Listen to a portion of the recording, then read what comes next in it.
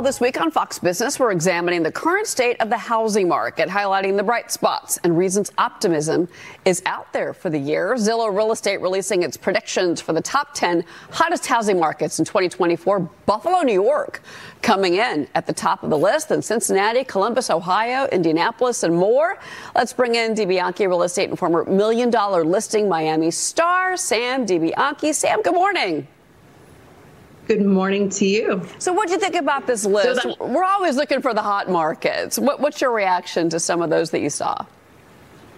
Well, the hottest markets have stable economies, which is, you would like to have in any market. Stable economies, strong job markets, and growing home values. There's also affordability, and you have the opportunity to build equity. It sounds like a fairy tale place.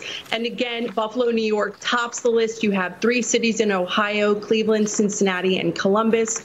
Atlanta, Georgia, and on the tail end is my home state of Florida. You have Tampa and Orlando. So it's a great opportunity for people if they're looking to relocate, if they already live there, or if you're also looking as an investment. These could be great places to investigate. What's interesting, though, Sam, about this list is that these are cities and towns where you're going to get a lower priced home. And so the higher interest rate environment isn't going to affect you as much if you're buying in these cities. Right. I mean, obviously, people right now are very sensitive to mortgage rates because this year they're supposed to stay around 6 to 7%. Maybe in Q4, they'll lower to less than 6%. But everyone's prediction has been that 6 to 7% range. I know we talk a lot about how you can refi if you buy now and then it does lower later on in the year.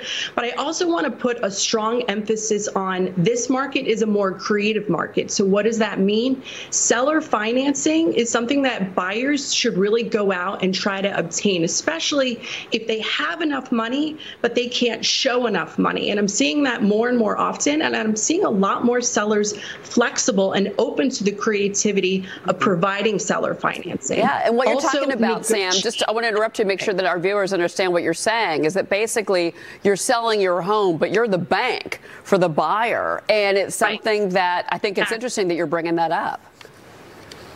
Right. And a lot of people think, oh, well, a seller is going to give me a rate at 8, 9, 10%. And that is not the reality, because sellers want to sell. They want to move. They want to move on to that next home. So you can essentially bargain with them. And maybe you only need the loan for a year, 2 years, 3 years. Some sellers will do it for 5 years. So just be open to negotiating with them.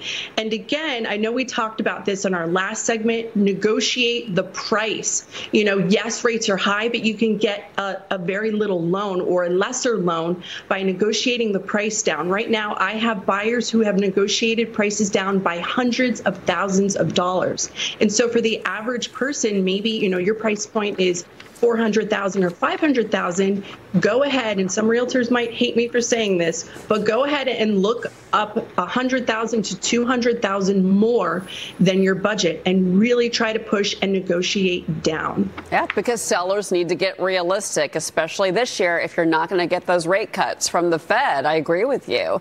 The National Association of Home Builders, their monthly sentiment actually rose for February, highest since August of 23. And Freddie Mac is telling us now the 30-year fixed mortgage rate is at 6.77%, not 8%. This is better than what we've seen, Sam. So, again, you mentioned that about bargaining for price, and that's one way that we can counter those high interest rates. You also mentioned seller financing, another way that you can counter those financing rates. But from your perspective, what is the best way to get the seller to come down on price? Is it waiting them out? Is it a lowball offer? What do you do? You find a good realtor like me. No. Okay. No, I mean, look, you have to bring comps to the table and really understand what is your seller wanting to do and learn the mindset of the seller. Because again, is it a matter of they're trying to move out of state?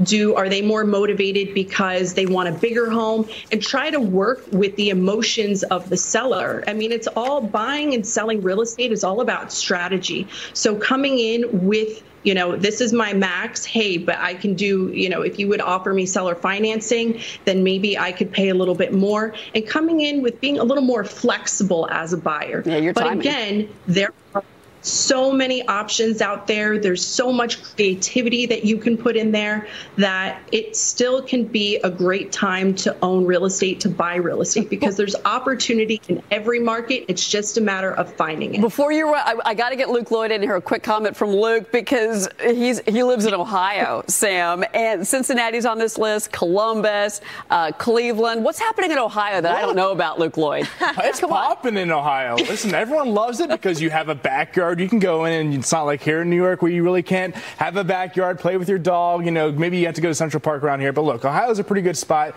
Great people in the Midwest. You've got a lake up there in Cleveland, at least, right? So we get to go boating 3 months out of the year. But look, the only thing I'm concerned about with the housing market is that some people are getting kind of overextended, even in Cleveland, Cincinnati, Columbus. You know, the kind of line in the sand is 25% of your gross income should go towards a house. And I've been seeing upwards of 40 or 50% just from friends, people I know buying houses that are over leveraging themselves. What do you think, Sam, is going to be the outcome of this with people potentially over leveraging themselves in some areas? 100%. I think right now, because rates are so high or higher in general, people are trying to add all of the bells and whistles into their purchase naturally because they want to roll it all in. They don't want to come out of pocket too much for renovation. So again, I think as a buyer, you need to maybe put your expectations, not buy, and Cheryl, you'll appreciate this, don't buy the American dream home right now, but think about that American dream home in the future. Buy maybe your second home first. Buy the property that later on, if you can't make a big killing when you sell it, maybe you can hold on and you could rent it out and it will cash flow. So another suggestion and another strategy that I always like outside of these hot markets is I like investigating the Airbnb markets, because if it's popular on a short-term basis, it's generally popular also on an annual basis.